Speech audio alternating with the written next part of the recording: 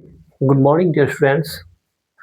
Odd to nightingale, आज हमारी poem है ओड टू नाइटिंगल जो किड्स के द्वारा लिखी हुई है। उसकी आज लेयर 2 है, लेयर सेकंड है। लेयर सेकंड के अंदर क्या होते हैं, पीवाईक्यूज हैं, जो प्रीवियस ईयर्स क्वेश्चंस हैं एग्जाम के लिए, जो वेरी इंपॉर्टेंट है नेट सेट टीजीटी पीजीटी या असिस्टेंट प्रोफेसर या दूसरे किसी स्टेट एग्जाम्स के लिए। तो इसमें जो फर्स्ट एमसीक्यू है, पीवाईक्यू जो है, which theme is central to ode to a nightingale. Ode to a nightingale जो पोयम है, इसकी सेंट्रल थीम क्या है? ठीक है, इसकी सेंट्रल थीम क्या है? पॉलिटिकल रिफॉर्म नहीं है, मोरल इंस्ट्रक्शन नहीं है, इंडस्ट्रियल प्रोग्रेस नहीं है, इसकी है transience of human life and permanence of art. Transience का मतलब होता है अक्षण भंगुरता, यानी कोई जो अस्थायी चीजें होती हैं जिस पर विश्वास नहीं किया जा सकता, जो कुछ समय के लिए होती है, अस्थायी। तो अक्षण भंगुरता, मानव जीवन की अक्षण भंगुरता वर्सेस परमानेंस ऑफ आर्ट, और कला का हमेशा रहना। कला जो कलात्मक चीजें होती हैं, आर्ट है, ये इसकी थीम है, सेंट्रल थीम दी हुई है।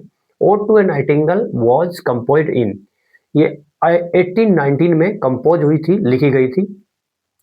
Ode to a nightingale was first published in, सबसे पहले किस पत्रिका, किस जगह प्रकाशित हुई थी ode to a nightingale? Annals of the fine art के अंदर सबसे पहले पब्लिश हुई थी। How many stanzas are in this poem, इस कविता में टोटल कितने स्टैंजाज हैं? टोटल इसके अंदर 8 स्टैंजा हैं। The rhyme scheme of ode to a nightingale, ode to a nightingale की राइमिंग स्कीम क्या है, तुकांत क्या है, तुक क्या है? वो है आपकी A B C D E C D E, A B C D E C D E. The nightingale in the poem symbolises, जो नाइटिंगल है इस कविता में, वो किस चीज का प्रतीक दर्शाते हैं, किस चीज का प्रतीक है? वो है इमोर्टैलिटी एंड आर्ट, आर्ट का, कला का और अमरता का, अमरता और कला का प्रतीक दिखाई गई है। The poet initially wishes to escape from the reality through, शुरुआत में तो जो कवि है वो कोशिश करता है पलायन करने की, बच निकलने की, वास्तविकता, जीवन की जो वास्तविकता है उससे बचने की कोशिश करता है। थ्रू, किसके थ्रू, किसके द्वारा? वो वाइन के द्वारा। Sleep death love wine, right answer कहते हैं वाइन के द्वारा। Which faculty finally enables to the poet to transcend suffering, इनमें से कौन सा गुण है जो अंततः काबिल बनाता है कवि को ट्रांसेंड करने के लिए, पलायन करने के लिए कष्टों से, यानी कष्टों से ऊपर उठने के लिए कौन सा गुण, कौन सी क्वालिटी जो है पोएट यूज करता है, अपनाता है? वो है इमेजिनेशन। मेमोरी, रीजन, प्लीजर नहीं, वो है इमेजिनेशन। यानी इमेजिनेशन के द्वारा, कल्पना के द्वारा कवि जो कष्टों से ऊपर उठ जाता है, कल्पना में चला जाता है।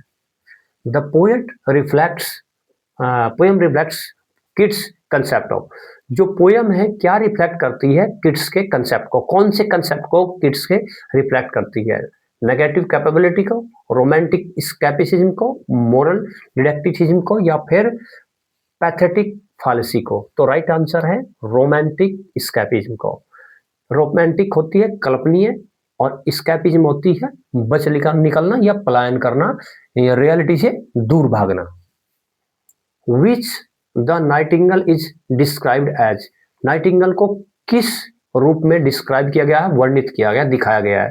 क्या मोर्टल क्रीचर के रूप में, हिस्टोरिकल बर्ड के रूप में, सिंबल ऑफ डीके, या फिर यूनिवर्सल एंड टाइमलेस वॉइस के रूप में? यूनिवर्सल, सार्वभौमिक और टाइमलेस, जिसकी कोई समय सीमा नहीं हो, असीम आवाज के रूप में दर्शाया गया है। वॉज इट ए विजन और ए वैकिंग ड्रीम सोल, ये इस पोयम के सबसे लास्ट की लाइन है जिसमें कवि इमेजिन करता है इस कविता को लिखते टाइम कि क्या मैं सो रहा था या मैं कोई सपना देख रहा था जब मैंने यह कविता लिखी, क्या मैं सपने में था? तो ये लाइन क्या दर्शाती है? सोल्स क्या दर्शाती है? Doubt between imagination and reality, यानी क्या मैं सपने में था, या फिर मैं क्या मैं कोई दृश्य देख रहा था, या मैं कोई सपना देख रहा था, वैकिंग ड्रीम, जागते हुए। तो ये बात क्या दर्शाती है? डाउट दर्शाती है इमेजिनेशन और रियलिटी के बीच में, वास्तविकता और कल्पना, इन दोनों के बीच में संदेह को प्रकट करती है ये लाइन जो है। The poem ends on A note of, जो कविता है वो किस एक नोट पर समाप्त होती है, एम्बिग्यूटी पर, एम्बिग्यूटी और अस्पष्टता पर, क्योंकि ये लाइन अस्पष्टता दर्शाती है, स्पष्टता नहीं दर्शाती, इसलिए यह कविता खत्म होती है, समाप्त होती है एम्बिग्यूटी पर। और नेक्स्ट 3 लेयर देखने के लिए 1 लीनियर एग्जाम पॉइंट्स है इसके अंदर।